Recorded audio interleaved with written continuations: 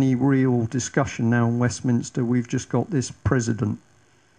And of course, Salmon's a liar because he's offering independence, but Scotland can only ever be a region within Europe.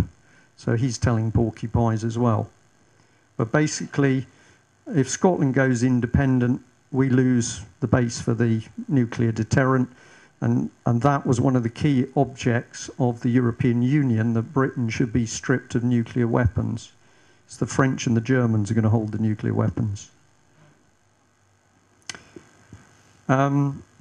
This was I mentioned it early on about some of the words here. Banksters and speculators, Cameron's smirk.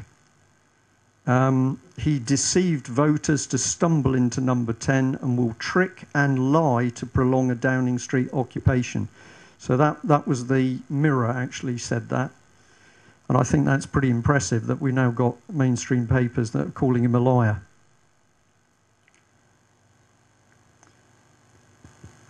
Leveson inquiry.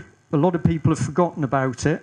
We did a front page leading article on Leveson in the column, because we basically said the whole thing's a sham. So it was set up with the help of Common Purpose and the Media Standards Trust. They called for the inquiry. They set up the Hacked Off campaign.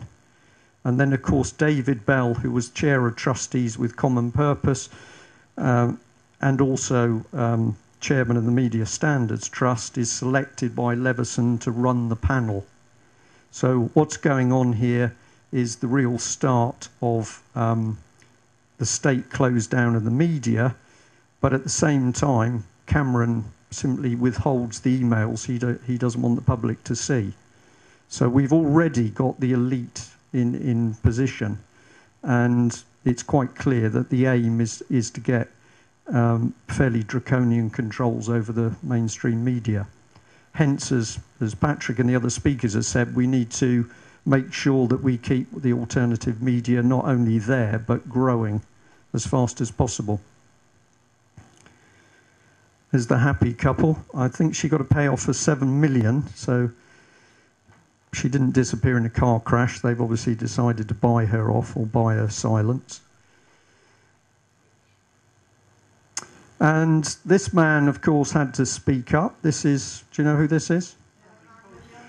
This is Chris Bryant MP. It's very interesting. He was a vicar at one stage. He worked for the BBC at one stage. He's Common Purpose through and through. But he was a victim of phone hacking. And